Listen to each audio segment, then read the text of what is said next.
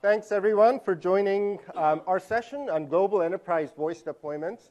Alan and I have known several of you in our audience for several years now, but for those of you that we don't, welcome, and we'd be happy to share with you all whatever we've been doing at Unify Square over the last 6 years or so as it pertains to global voice deployments.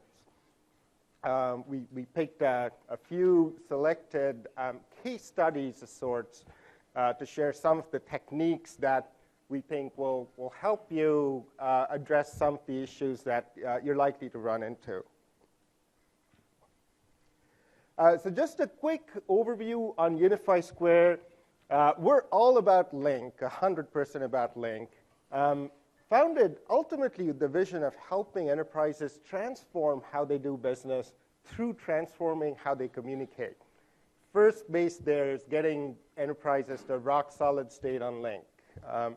And so we serve, what we're best known for is servicing the Lync needs of global voice enterprise deployments. Typical customer in that class, we're talking 100K users worldwide, something like 3 to 5 year execution timeframes. And we serve about 45 of the Fortune 500. But we serve enterprises large and small, so a total of over 200 enterprises we've worked with thus far. A couple of awards. One we're particularly proud of is last year, 2013, where Microsoft were the finalists for Microsoft UC Partner of the Year. We do whatever it takes to help global enterprises succeed with Lync. It often starts in a trusted advisor capacity. Enterprises that have just spent tens of millions of dollars on Cisco or Nortel or other infrastructure, but are considering Lync, will often approach us, help put things in perspective for them as to how best to move forward with their Lync roadmaps. And in an objective sense, because there are pretty large stakes at play for these enterprises. So we despite our backgrounds coming from Microsoft, we take the side of the enterprise and look at it from that perspective. But then, as soon as we've helped the enterprise figure out a roadmap, typically a 3-year or 5-year type roadmap, we roll up our sleeves and get right into implementation. All aspects of what it takes to be successful at Lync voice deployments, both long-term implementation aspects, how do you chunk up over 5 years, what's a realistic end state, and how do you get there, but also the here and now of implementation. How do I turn on federation by December 31st, so on. Along with implementation, we help enterprises with getting their Lync environments to rock-solid operational state. So through a suite of products, PowerView for reporting and voice quality, PowerMon for monitoring, and PowerSat for end-user satisfaction, and a couple of other products as well, we help enterprises get their Lync footprint to a state where they can then take a mission-critical bet on it for the business. And that ultimately is what we set out to help enterprises accomplish, transforming their business through transforming their business processes by integrating them with Lync. So let's get right down to our case studies. Alan and I have chunked up about 10 of our experience domains, if you will, across Unify Square, working with customers, into a typical life cycle from planning to deployment to operations, support. So we'll just sort of follow that sequence, talk for a couple minutes about interesting aspects of each of them with global deployments. First, we'll cover global scale voice rollouts. How does an enterprise with 100,000 users plus worldwide, hundreds of sites worldwide, go about deploying voice? And what are the things to watch out for? What are the success factors that help? Let's walk through an example. A large Fortune 100 oil and gas customer we worked with. We helped them with a mission of deploying 330 sites on Lync Enterprise Voice, 455 digital gateways, 520 analog gateways, getting all of that done in 24 months. So from a customer side, from a customer perspective, you got this big, big mission, getting a fairly major operation done in a finite amount of time. And the timeline's important because deploying Lync points to major cost savings on OpEx and CapEx and so on. And so the sooner the enterprise can get to that finish line, the faster. There's real dollars and real commitments at stake underlying that timeline. And so in that state, we're talking about site deployment velocities of something like 20 sites, 30 sites a month. And each site is a fairly complex operation. In a good case, we're talking about something like 7 months for cutting over one site, start to end. And so if you've got 20 sites a month, there's the deployment target, there's hundreds of sites in motion at any given time, and a lot of complexity around it. In this example, the oil and gas example, just to take you through one site as an example of the complexity involved, it was a site in Texas that ended up taking 14 months start to finish. From initial site survey to cutover.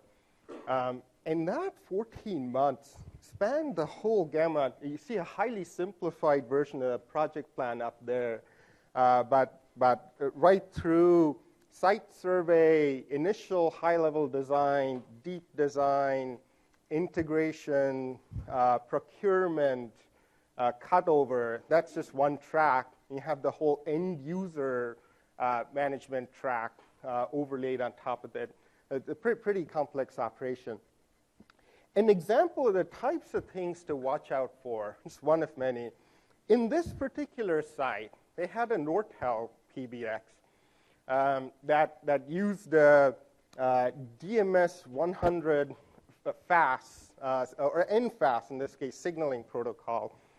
And that's a digital multiplexing system, and it has to do with how a PRI, how a channel on the PRI is associated with either just a PRI or a whole band of PRIs connected into the PBX.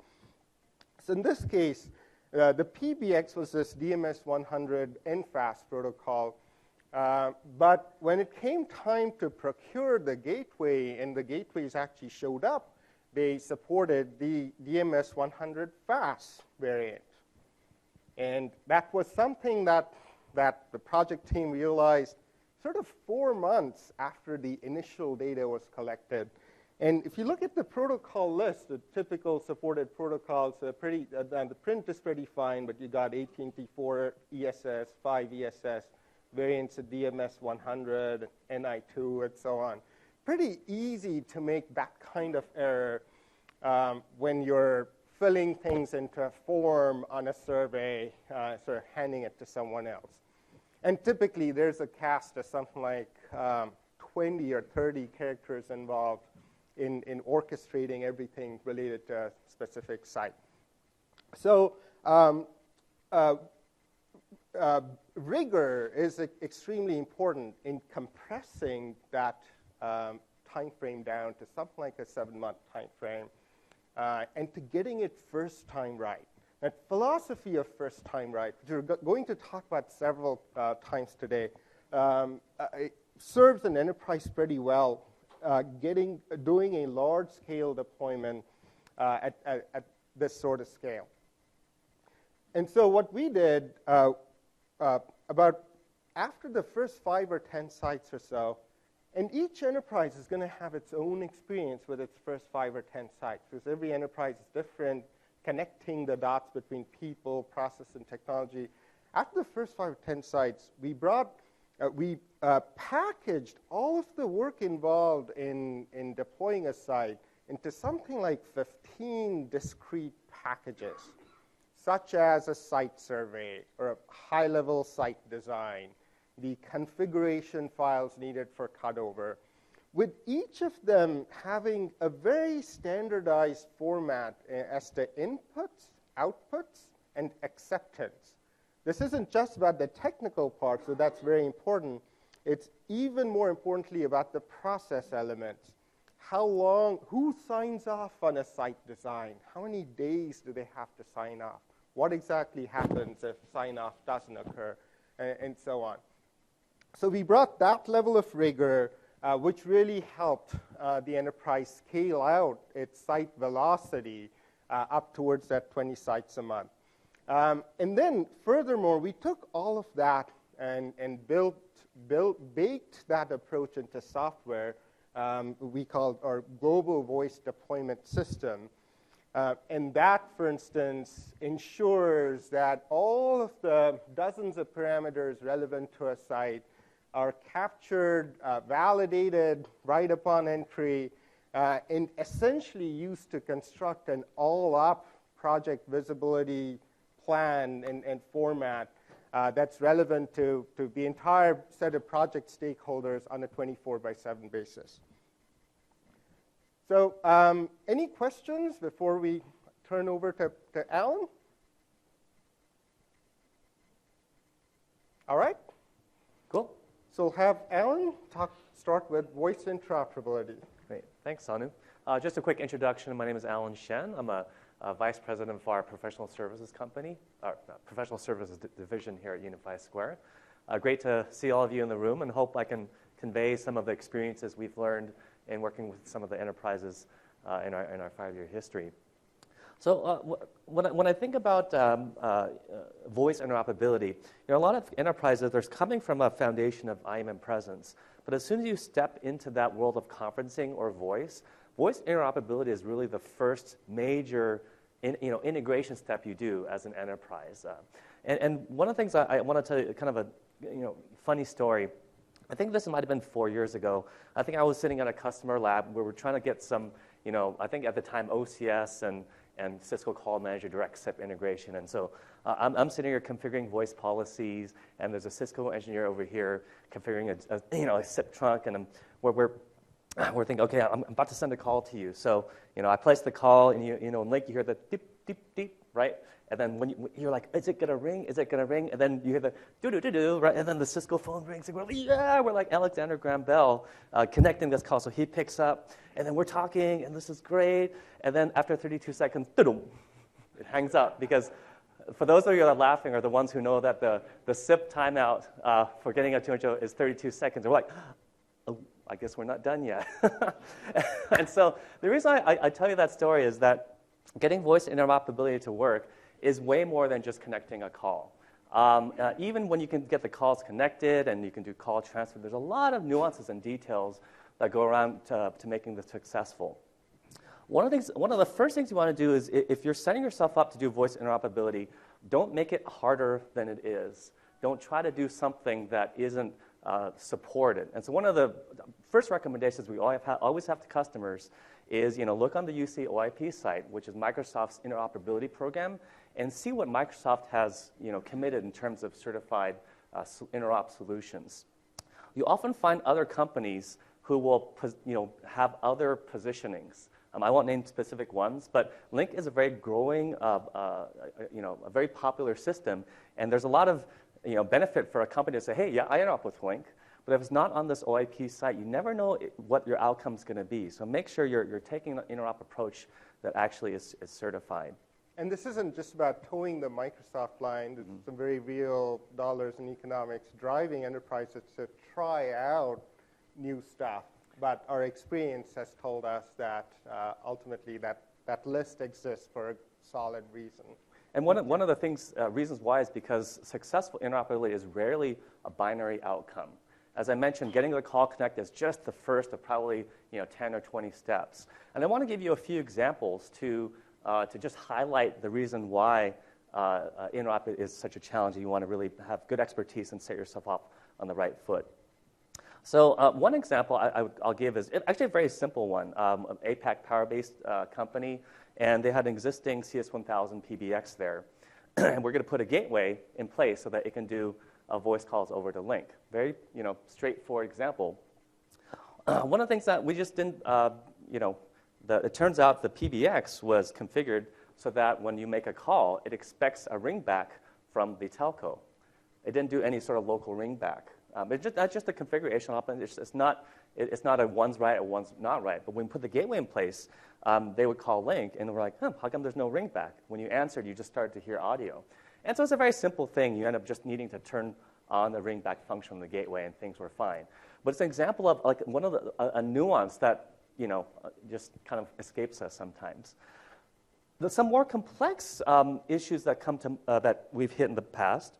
I want to give you one example. There's a global financial services company that had a really interesting case. They were doing a integration with Unify PBX through the session manager. And this is a great example because it's such a nuanced issue. If you look, there's a very specific reason I put a Wireshark trace up there. If you look really closely, you'll notice there's a sequence number jump from 13424 up to 14296. I want to tell you what happens here. The way they had integrated it, Microsoft recommends basically anchoring your media on whatever next hop you have, whether it be a session border controller or some IP PBX. And the way they had used it was in a way that wasn't anchoring that media on there. But for certain devices on this Avaya, when you wanted to do DTMF, you weren't actually able to, the phone wasn't actually able to send DTMF. So they do this thing called shuffling, where if I'm going to send DTMF, the phone says, hey, well, I can't send DTMF directly, so then I'm going to switch the media stream over to the session manager, send to DTMF. Once that's finished, I'll then go back to my mainline stream. And that's the reason why you would see these sequence number jumps, is because it's flipping from the session manager to direct media. And what ends up happening is that in the QoE logs, it turns out that this flip will be detected as packet loss. Because from the standpoint of Lync, it thinks, oh, wait a minute, my sequence number just jumped by a whole bunch. What happened to those packets? It has no idea that that was actually an expected thing. So they're seeing packet loss reports, poor call quality, when in real life, it's actually just this DTMF thing. So really interesting, nuanced example, right? Another example I want to talk through is this global professional services company. Again, similar principle, when you don't anchor media. They had a situation where every few calls, there was a situation where the acceptance of the call on the signaling channel sometimes came after the very first RTCP packet. And in that case, what ended up happening is the call got disconnected because that unexpected RTCP packet before the session was pinned up was, made the client think it was an error. It's a very, very hard issue to track down and debug. And it turns out as soon as they anchored the media on the SBC, that resolved the issue. So I just want to give those few examples and stories. Just make sure you avoid the resist to self-engineer a solution. When we recommend a solution, an approach, there's usually a good reason why we want to do things that may seem less optimal. It's because they're the ones that are supported. Any questions on this particular interop story? Any? Hope I'm not losing people by talking about these details here.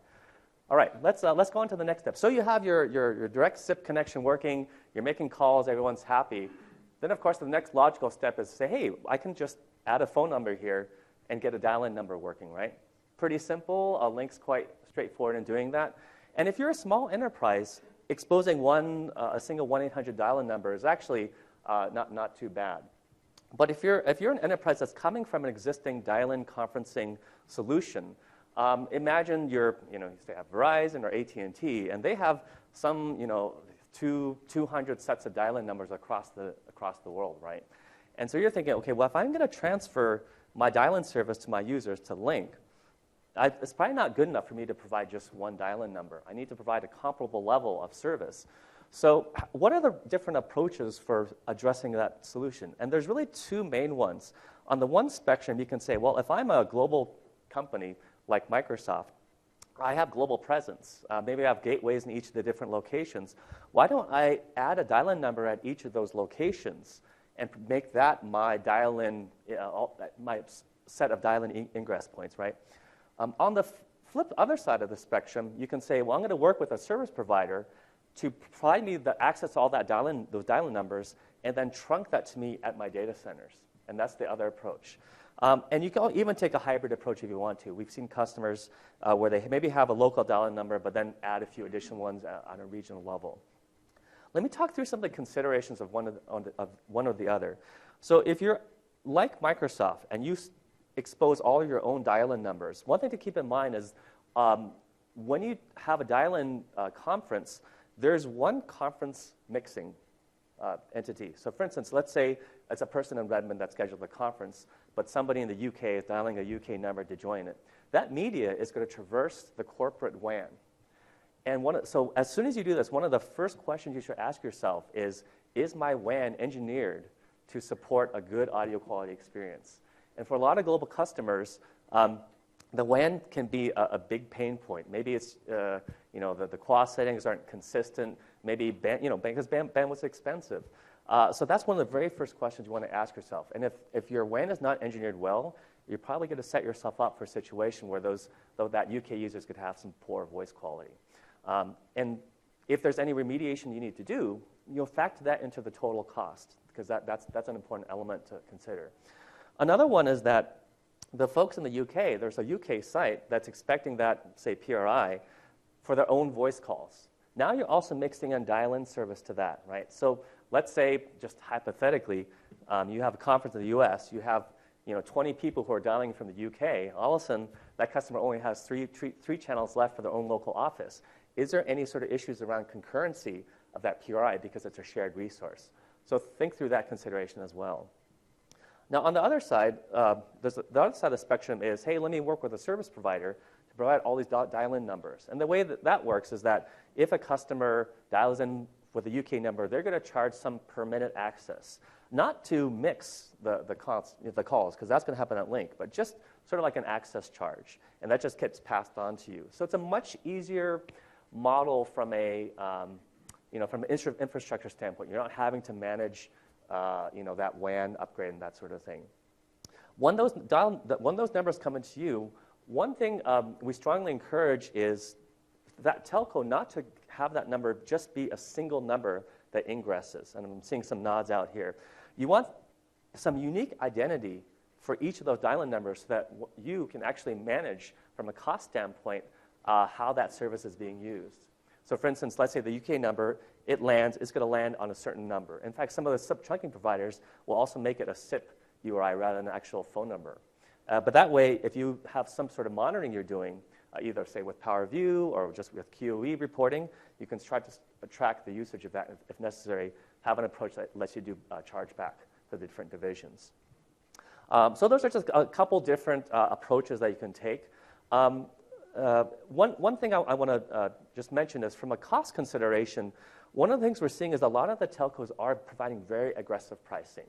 And so I would say 3 years ago, the ROI and the cost justification for bringing in dial-in conferencing was very, very high. Now we're seeing the telcos are like, hey, we don't want to lose this business.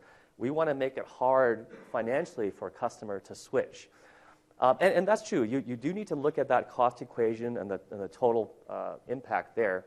But one thing to keep in mind is that there's a big user benefit to having a conferencing system that allows a mixture of voice over IP and dial-in conferencing. A lot of the existing conferencing deployments are where let's say you maybe use WebEx for your web conferencing, and everybody has to dial in. Well, as soon as you expose the VoIP world and the dial-in world, the flexibility impact is very huge. And you now need to start considering, well, because I've exposed those two worlds and bridged them, maybe there's a subset of that dial-in conferencing that is now going to be connected over VoIP. And it's instead of having the same number of dial-in minutes as before, that's to be carried over IP. So factor in that transition into your cost savings equation as well. It's not going to be that 10 million minutes over here is going to be the same 10 million minutes over here. So just some initial thoughts on dialing conferencing. Any questions on that? Yeah, Steve? Well, one of the other advantages of going to the service provider is that you're being provided via SIPCOM. You have failover between SIPCOMs. Absolutely. Absolutely. You've got a single point of failure that you're taking a PRI for the gateway. Yes.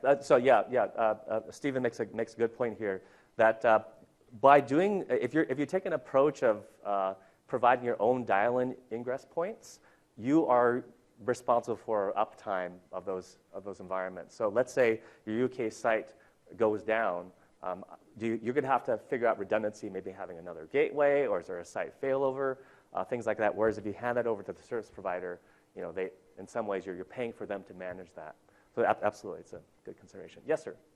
Doesn't some of that also obviate some of the regulatory issues you might run into in some countries with VoIP traffic? I mean, some of that VoIP traffic may still cross some line in terms of regulatory constraints and issues, but wouldn't that sort of take a little bit of that off the table? So the question was, does this take away some of the regulatory issues around, for instance, like, are you thinking India voice regulation? Usual suspect. That's there are other countries as well. Yeah, India is the one that usually comes to mind. It's a good question. I'm thinking sort of in my mind of what just to bring folks up to speed. There are countries like India where if you have a VoIP leg that would domestically result in you not paying for a domestic long distance charge. So, for instance, Mumbai and Delhi, you do a VoIP call between the two, whereas normally you have to do a local long distance call. That's actually not allowed from a regulation standpoint. So, just kind of thinking through it in my mind. To be honest, what where it could be a problem is especially if you have like your MCU conference being hosted in India and you have different locations, that I can see having issues. Typically, if you're conferencing services, usually the data centers tend to be located overseas, and that international lag is not a huge regulatory issue. So we see it more when you have multiple sites in India with local egresses, that being a problem. But I think it's worth a follow-up conversation on that. Yeah. All right, let me go on to the next slide here. So we talked a bit about a couple planning topics that we've seen in the past. Let's go into piloting LRS. It's a really hot topic, Lync room system. One thing to know about this, and by the way, we do have a session that Kevin and I are presenting tomorrow morning on deployment best practices for LRS. Keep in mind this is a new device category. And so even before you get to the point of deciding to install this, keep in mind that this is not the same thing as a typical Polycom or Tandberg video room system. A lot of customers are coming in thinking that this is going to replace that system. It's not. It's a collaboration room system. And so I think that message is starting to sink in with a lot of our customers. But that is so important to set expectations with the customer early that this is a new device category. And as with any new device category, there are some growing pains that the industry and the ecosystem is going through. Keep in mind that the platform and vendor code are still very fresh. So we're seeing updates that Microsoft are providing, updates that the LRS vendors are providing. And I want to give a few examples of some of the things we've seen in the early adopter customers who have deployed LRS. One important thing is to keep the user expectations in mind in terms of the user experience. I think because it's built on the Lync platform, if you will, there's some folks who are sending a message that, hey, if I know how to use Lync, I know how to use LRS. But what we're finding is that the display, if you look at the console on the table there, the UI there is very, very different than the UI that you have on a Lync client. And so user training is such an important aspect of LRS. In all of the projects that we're working on with LRS, we're pushing this as a top-level item. And the good thing is some of the enterprises that we're working with are starting to realize that and plan in that user adoption time. As an example, if you put this LRS system in a new conference room, we're working with a large global financial provider. They're actually planning for us to be on site for something like 7 days to do a mixture of on-site training for the users that will be in this new workspace, as well as to be there in case users hit issues when they first join meetings. One of the things about user experience is that if somebody, for instance, tries to do a whiteboard and they can't do it, if you're right there and can get them over that hump right away, you've sort of fixed the bug early, if you will. If you let that issue fester, right, they're going to talk about it to their coworkers. I tried that room, it really didn't work, and you start to get this negative feel of the room out into your workforce. So that user adoption is really, really important. Another thing we've seen are nuances around just small things. As an example, with one of the customers that we were helping to troubleshoot, even things like the HDMI cable. The HDMI cable wasn't seated correctly, and that was causing very inconsistent display issues. Just something really, really simple like that, right? I'm trying to, So another important thing, the LRS system is the first system, I would say, on Lync that is a first-class video endpoint. And so, for a lot of customers to date, video has been a bit of a checkbox feature. You have it on Lync, you know it works, use it maybe once in a blue moon, but it's there kind of as a nice to have. Now with LRS, not only is the room going to be using video as a first-class modality, all the participants in the conference on the Lync clients will start to be seeing an increased level of video usage because the people in the room want to see the video of the participants. So now from a bandwidth planning standpoint, from a QoS planning standpoint, video is not just a second-class modality.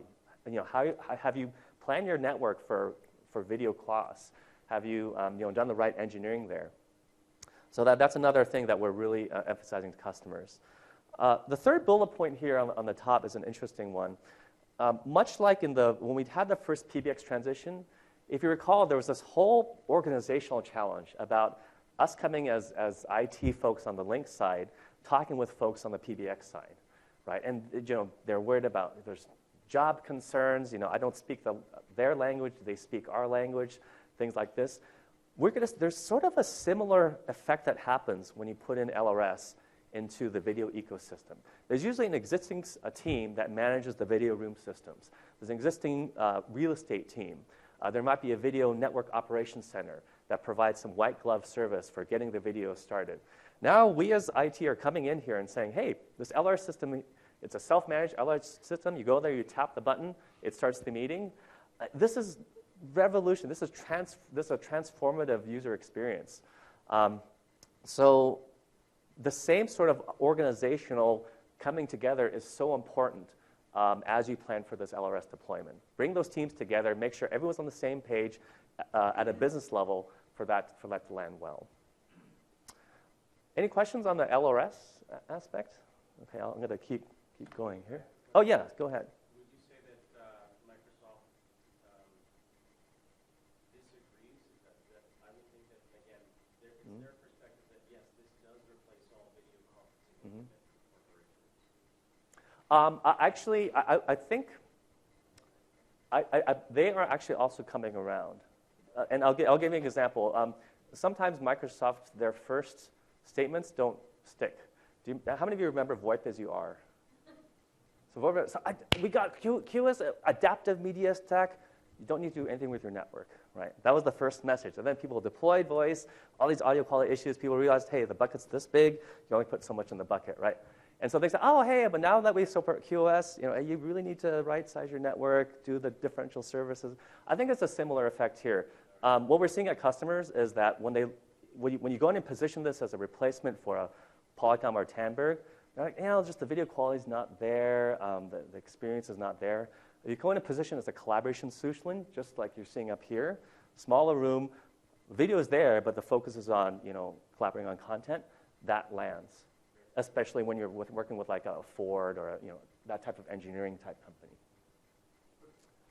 Is that a lot of that because of the issues with interoperability with video systems? Because I know that if you want H323, then you have to go with a Polycom RMX or RAD versus Sophia.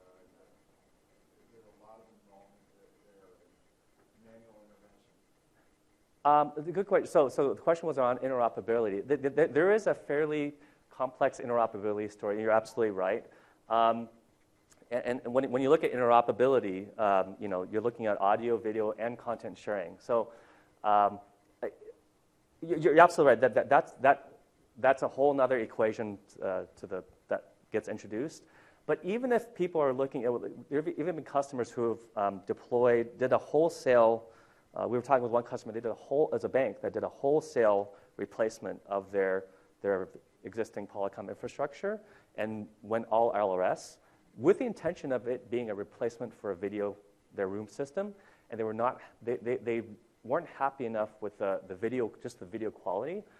And it's partially just because this unit is not an $80,000 video room system. The camera is a great camera, shown here, but it's really intended to be a collaboration solution. So I think even as a native solution, we just have to set expectations that this is collaboration for the masses, not executive high-end rooms. Yeah. Your view on LRS market, there are currently only 2 vendors. Correct.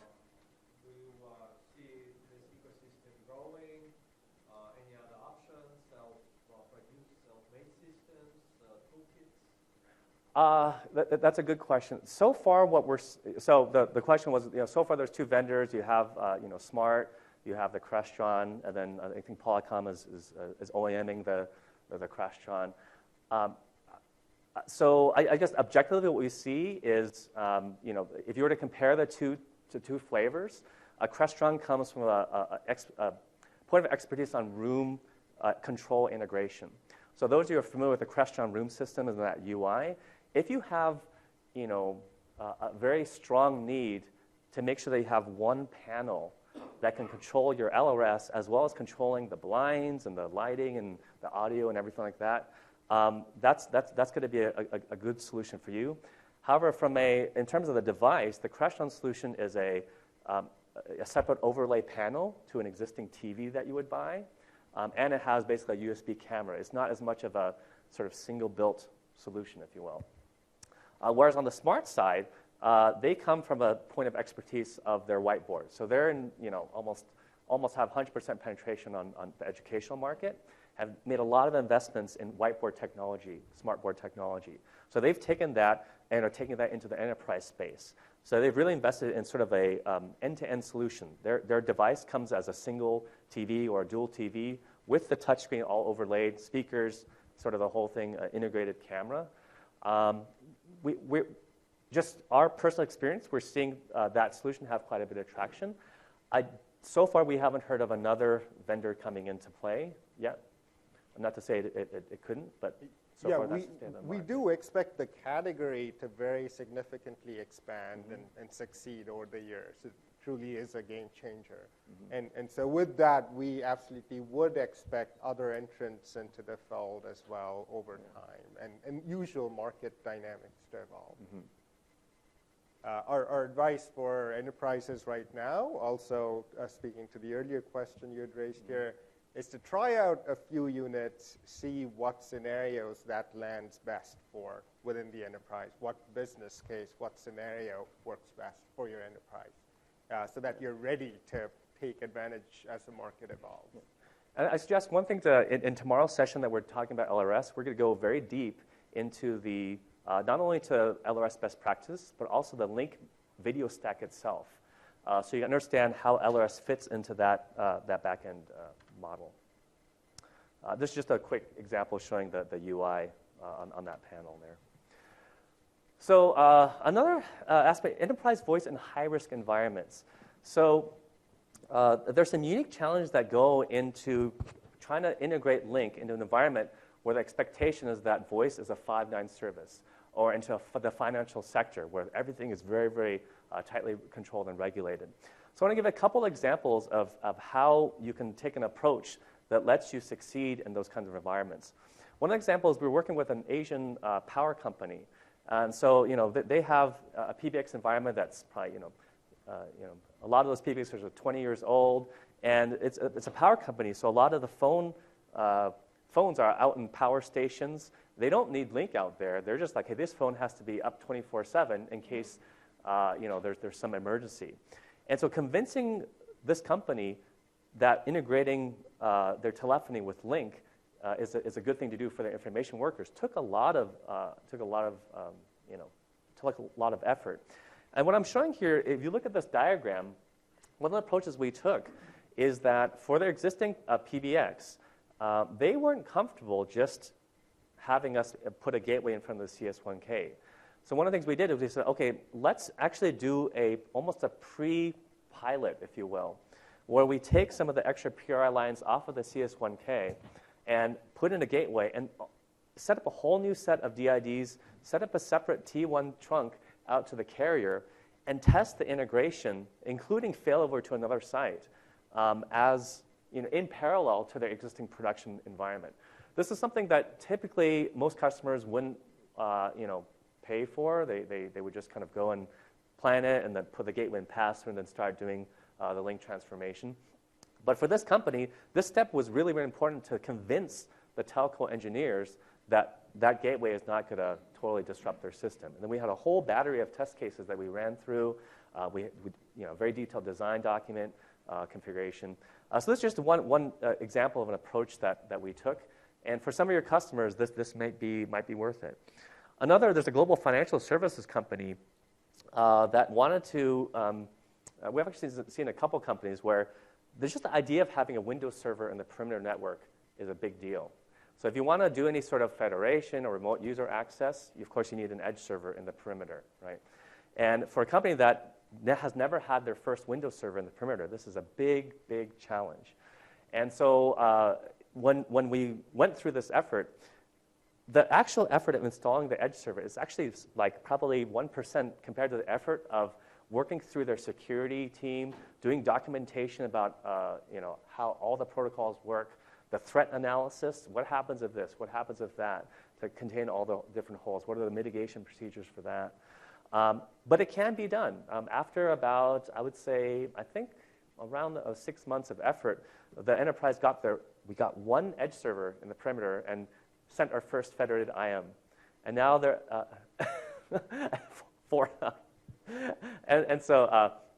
and now there's a handful of users who are IMing. And I remember, I think it was last week that the customer, we were working on some statements of work for some follow-on work. The customer sent an IM and said, "Hey, Alan, just had a question." I was just shocked because there's this bank here that's IMing me. And I'm like, wow, this is pretty amazing. We got their first Windows server in the perimeter. So the kind of long story short is that it can be done. You just need to plan for the extra implementation phases and make sure that you have the expertise to take that whole knowledge transfer and that process through to the end. It's a long road, but it can be done. Okay, with that, I'm going to hand it back over to Sanu to talk about end user change. Thanks, Alan. So Alan's been talking about pilot risk and deployment risk. Let's now talk about an entirely different animal, end user risk. Lync EV is a huge change for end users. We're used to these legacy telephones. That model hasn't changed much for the last 100 years. Along comes EV, and one fine day, boom, they're in a totally different world. It's one thing for us as technologists in the room to deal with the change. We'll tend to think as intuitive and pretty easy and so on. It's quite another thing for people working on an assembly line or people in a law firm interacting with their clients, people whose work context is not technology to deal with the change. Moreover, the change is most pronounced for execs and their admins who have very elaborate communications protocols between them, human protocols cultivated over the last couple of decades. That is their world, and with Lync EV, we're completely transforming that world.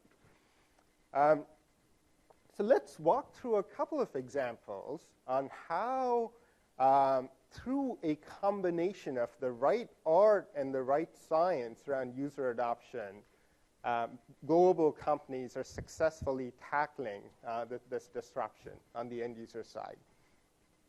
So first, a global technology company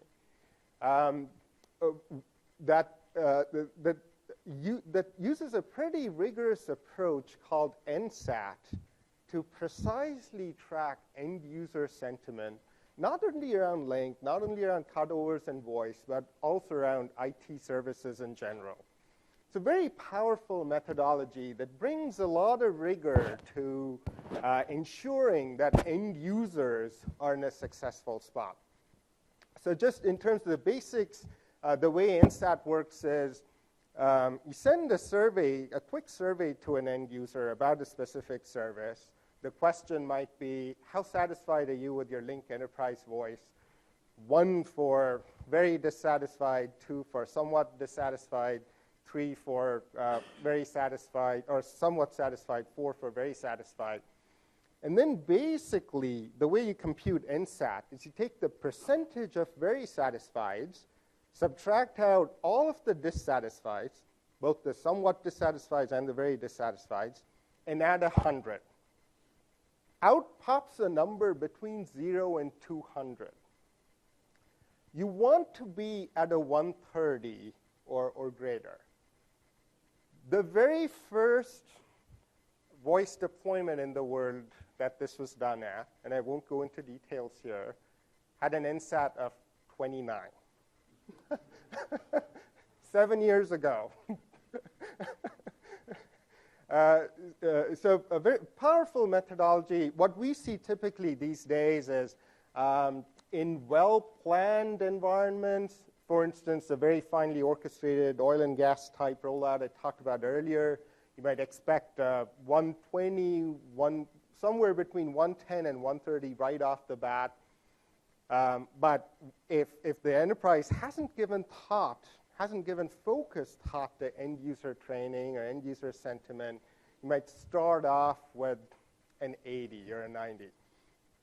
But one particular example, again, at the same technology company, this technology company happened to make an acquisition in the Bay Area, another technology company, surprise, surprise, and thought all was well with the acquisition. Usual acquisition integration. And just for kicks, the company had us do an NSAT survey to sort of check off its due diligence checks. Are users satisfied or not? Not particularly expecting a problem, but just to sort of complete, be formal about it. So off we went, did an NSAT survey. 2 days later, we had our number 66. So that's bad enough. You want to fly someone out to the site pronto. And so we did, and talked to end users, and very quickly figured out that this is a site that was a largely Mac-based site. So end users had particular issues around using Lync on their Macs.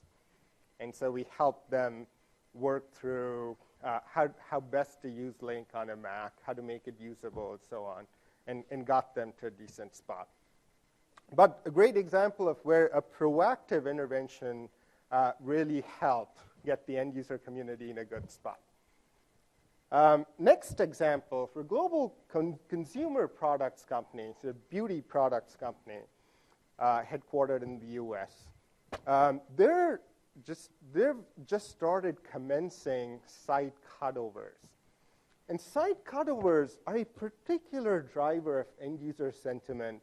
The moment a user's cut over to their new phone, in a couple of days that follow, a very important time to form first impressions for that end user. And so what this company's having us do is roll out something called hypercare, where we send user adoption specialists to that site, usually 1 or 2 per site, who are out there for something like 2 days or 5 days after the initial cutover. So it might be a Monday to Friday type of thing. And help end users, by walking the floor, they help end users succeed with their first attempts at Lync Voice and sort of show them the ropes, along with a couple of other structured training events at that site for that user community. So that's really helped, along with an end user survey or NSAT survey. The combination of that's really helped get end users to a good spot around cutovers.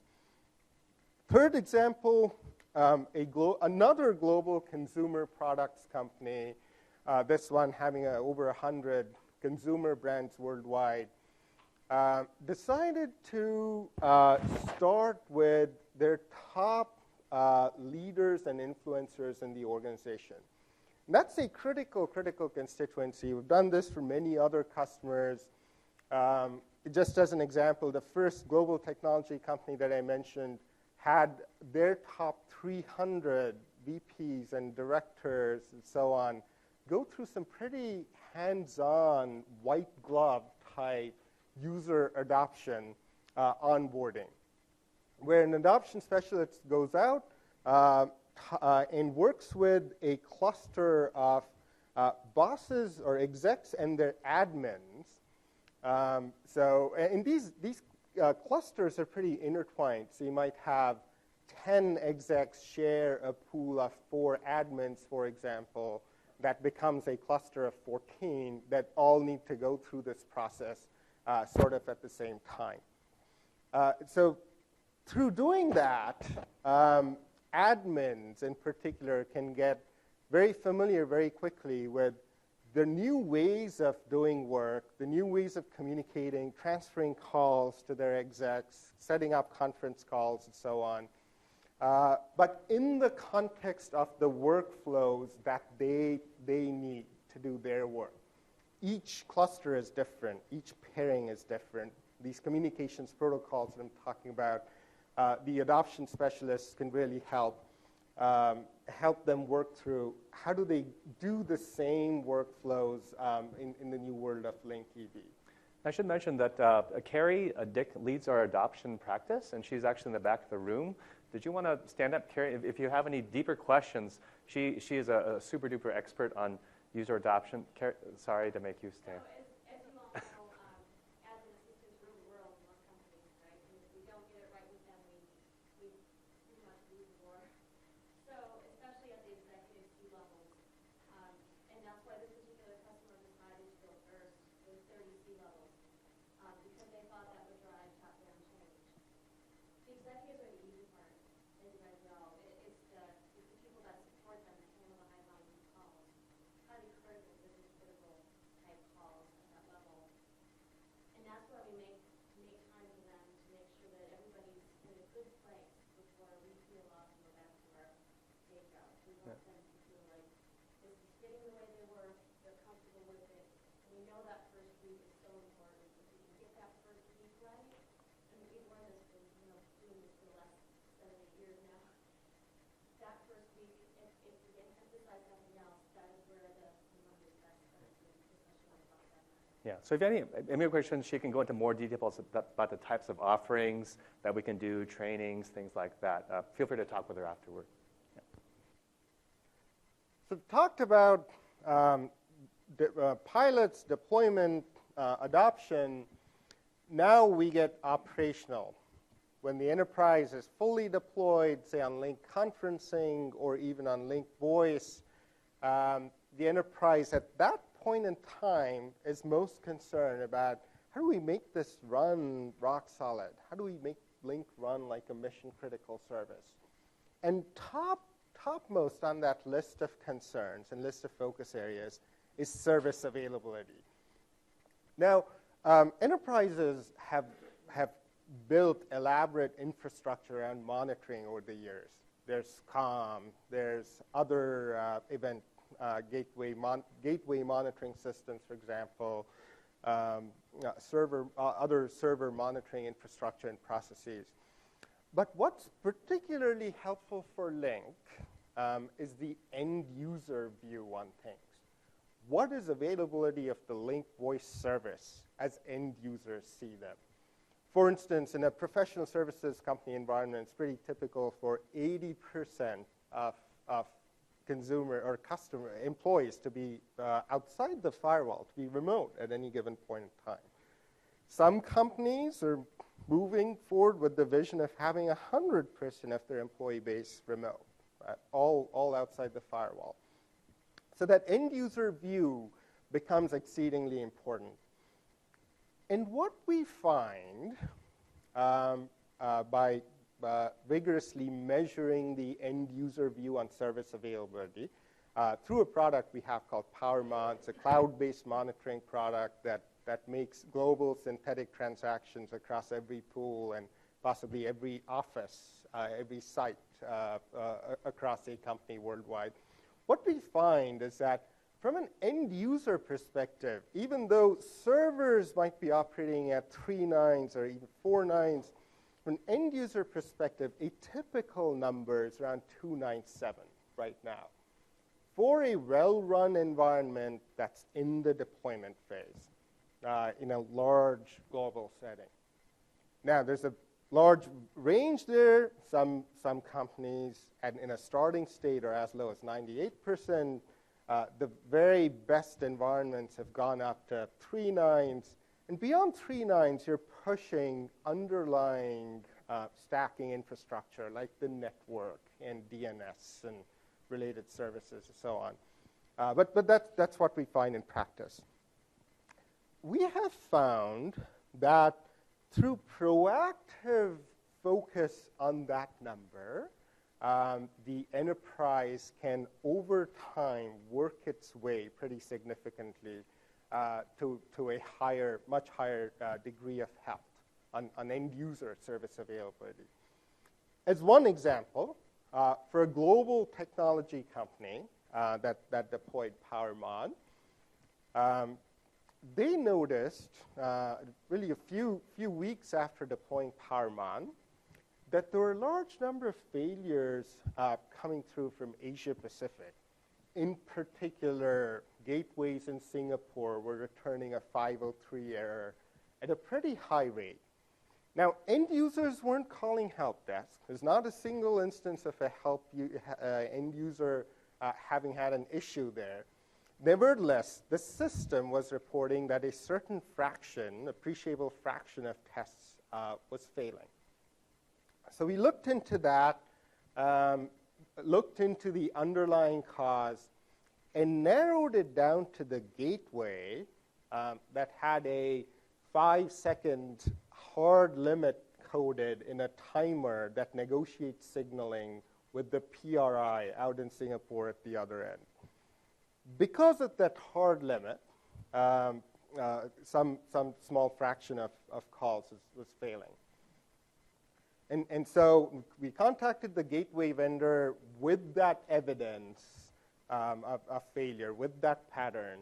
And sure enough, a couple weeks later, they came out with a patch that relaxed the hard coding, made that timing interval configurable, deployed that patch, and within weeks, we could see a massive difference. The issue had practically gone away. So that's a great example of how, through proactive intervention, proactive monitoring of end-user service availability around the world, an enterprise can work its way to a healthier state. A couple elements of that approach. It's about end-to-end monitoring. This isn't just about servers. This isn't just about gateways. Yes, all of those elements already exist in the enterprise and are necessary.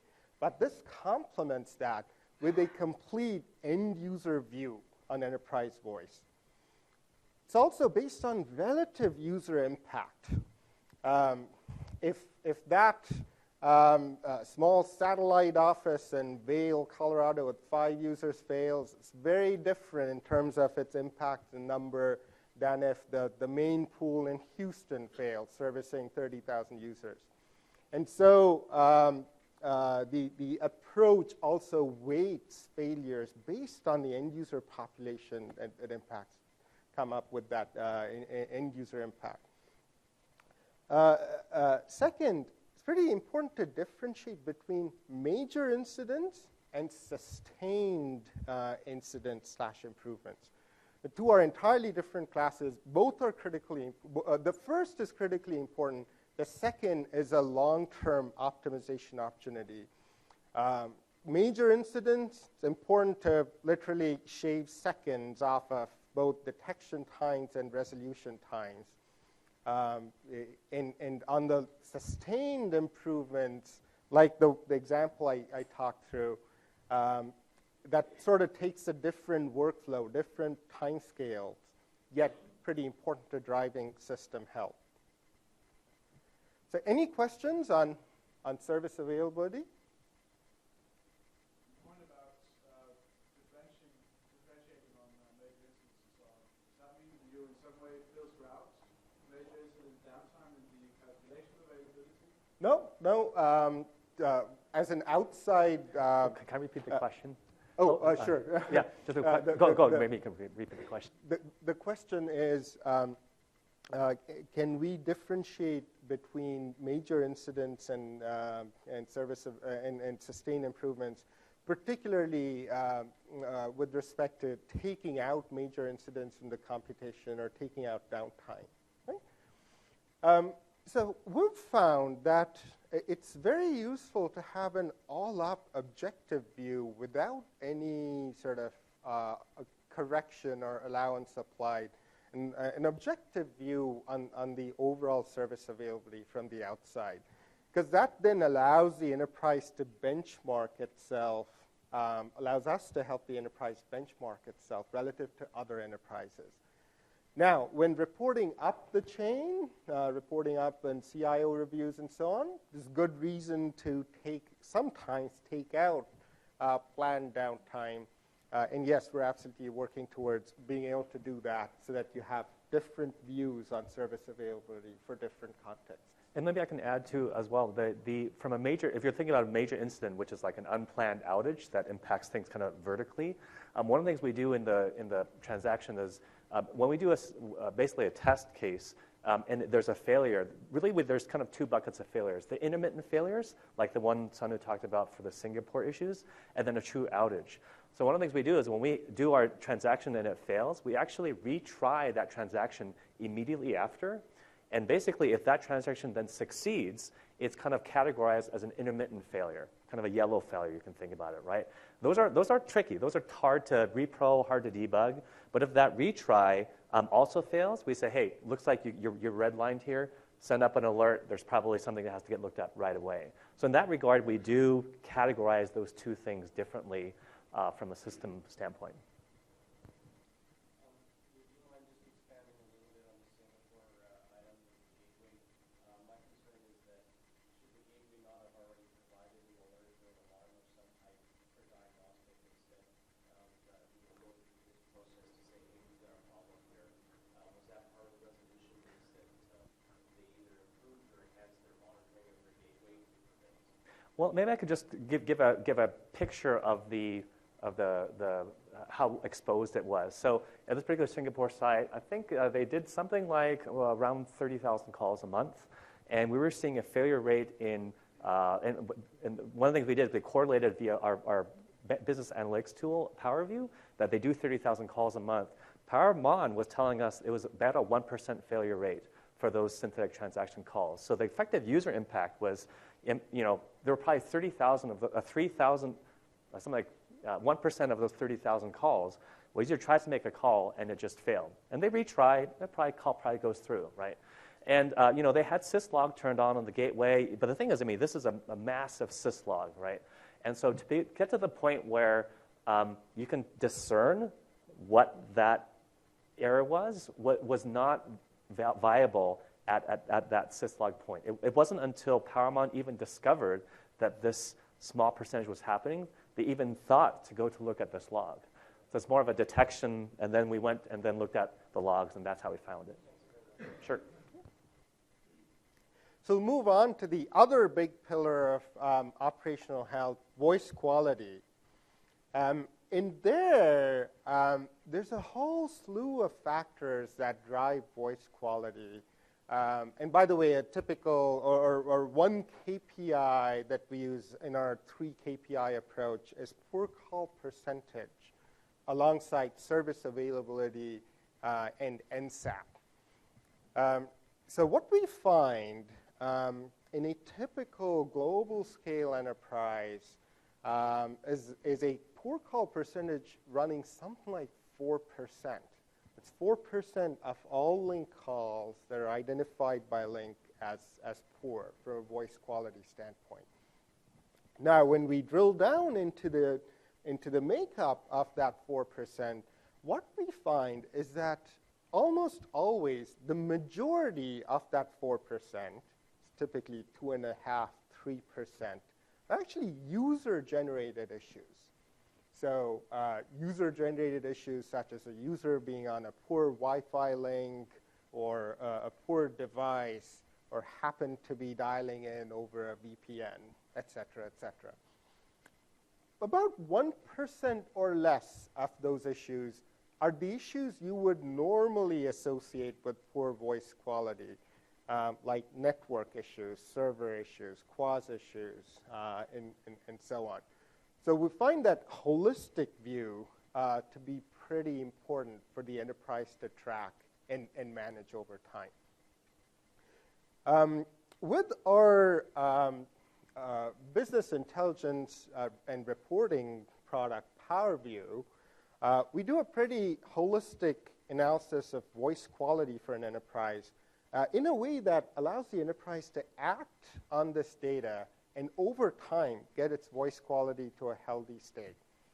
So just to give you some snippets here, we calculate the all-up poor call percentage and then distill that down into likely root causes. So user-generated poor calls, CorpNet-generated poor calls, so poor calls likely because of infrastructure issues.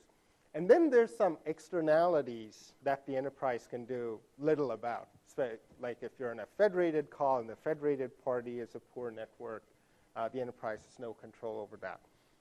So that gives enterprises the holistic view. Let me turn over to Alan to talk about a view that's particularly powerful on the infrastructure side. So I'm just curious, how many of you went to Yen's session on CQM? Anybody see that? It's very interesting. A lot of enterprises are thinking, I need to deploy a bunch of probes on the network to try to figure out different network segments that might be problematic. One of the things about QoE is that, as we know, it's an end-to-end solution, right? But one of the things that we're all kind of working toward is an approach where if you take certain segments of calls and isolate characteristics, you can actually get actionable data even though you don't have the probes probes running everywhere. I want to give a couple of examples. So if you look down here at the lower right, sorry to keep pushing up. So just this is an example. We're actually building the CQM approach into PowerView. If you look here, this is our Bellevue site. We just moved into new office. And there are some synthetic calls in here. This is why the number is so high. But you can see our wired-to-wired ratio. So people within Bellevue that are calling each other using a wired connection. That, in theory, should validate sort of the switching backbone. We're not involving any WAN traffic, not involving any wireless. We see a very low poor call percentage, 0.09%, which is kind of what you would expect to see when you're in that contained environment. Now let's introduce users still located in that site, but introduce Wi-Fi.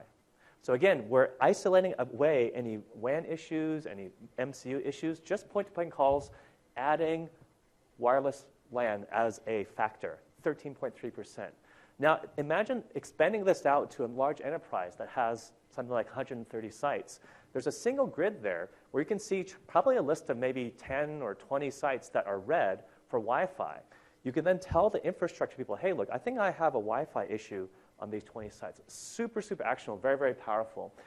That sort of model can be extended as you look at traffic from, say, the site to the MCU, so data center traffic. Is there WAN issues? Are there intra-site issues with that WAN? It's a really powerful approach. And the reason why it's important that we're putting in PowerView, I was talking with Jens yesterday, because what they're providing in CQM is a set of SQL queries and I think an Excel sheet that lets you see a view. And that's going to work fine for an enterprise that's maybe, say, 1,000 users. I asked Jens, so how does this scale? So he says when he runs this against the MSIT data, the query takes 30 minutes to return.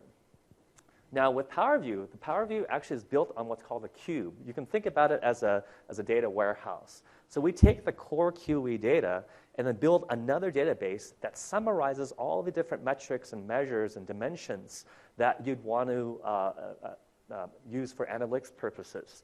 And this whole site CQM approach is what we're building into PowerView. This report across millions of Microsoft calls, we can pull up in seconds. So that's the power of when you want to get to a point of scalability, that CKM approach paired with the PowerView cube is super, super powerful. So I'll turn it back over to Sanu. Yeah. Great. And on the user side, one technology we're experimenting with right now that we're pretty hopeful about is user feedback loops to drive end-user behavior. So through automated means over IM notifications, getting that end-user triggered poor call percentage down as well. So we think through a combination of these approaches, a global scale enterprise, there's a pretty good chance of getting towards that 1% type holy grail number over time. It isn't going to happen overnight. You're likely talking a year, 18 months. Through a pretty structured, deliberate program to drive voice quality up. So lastly, in some ways, putting it all together, let's talk about support. We could have done everything right in the preceding sections, but support is where the rubber hits the road in terms of what is the operational health of the system. And running Lync support operations can be tough for an enterprise. What we usually see, or often see, is that you have a small IT staff that's often largely preoccupied with fighting voice quality or other end-user specific fires. Those fires burn hotter when they come from execs and from others in the org. But net, that can often leave little time for proactive stuff. So let me talk about a different support model, an approach that, a model that turns support on its head from being a primarily reactive and firefighting operation to a primarily proactive operation. How many of you have heard of Microsoft's Premier Support for Lync Partners program, PSLP? Great, so a couple of you. So through PSLP, we offer a support service called Power Assurance, where we have the enterprise help desk escalate tier 1 and up support requests to us. And the cornerstone of that approach is being proactive about support. And let me give you an example. For a nonprofit organization that we're working with that has about 2,000 users worldwide, most of them in North America, we turned on our support service for them, the usual 800 number call and the usual contacts on both sides, getting aligned, so on 24/7 basis. Turned that on about 24 months ago. And there've been, as part of our support service, we take on the responsibility of setting PowerMon up and monitoring PowerMon alerts and so on. So one day we noticed that our support team started to get these PowerMon alerts around voice quality out of their London office. And we're seeing an NMOS of 2.78, which isn't great, points to a problem. And sure enough, when we looked at the data, there's a clear pattern of call failures on voice quality, specifically around London. And we quickly tracked that down based on our other experience with similar alerts at other organizations to a TCP UDP misconfiguration issue at the Edge server in London. Basically, the Edge server had gone through some patching and so on, and as a result of that, UDP ports were just not configured, and all calls started to go over TCP. And so the configuration changed proactively, and sure enough, the issue completely vanished at that point. Now, interestingly, all of this was done proactively. Not a single end user called help desk. It takes a lot for end users to call help desk, by the way. But this is where a support team reacting on an alert or based on an alert proactively detected the issue, fixed the issue before the enterprise help desk even got involved. So that's the power of a proactive approach in general. Not just support, but even deployment, pilot, and all the way upstream. We find that enterprises that stay on top of their goals, their current state, their metrics, their objectives, and are very focused around all of that, very deliberate around all of that, really tend to drive great results when it comes to global scale Lync deployments. So that'd be the one takeaway I'd have for you from the session today. We've got, so I encourage you to come up to our booth. We're at booth 222. We also have some experts right here in the room if you're interested in having a chat. For instance, if I could have Mark Oxenick stand up. Mark is our VP of IT Innovation and Support, and just came to us from Microsoft IT, where he ran Microsoft's global scale Lync voice deployment. So ran all of the operations around it. It's been associated with Lync for over the last 10 plus years at Microsoft. So great resource to chat with about Lync operations.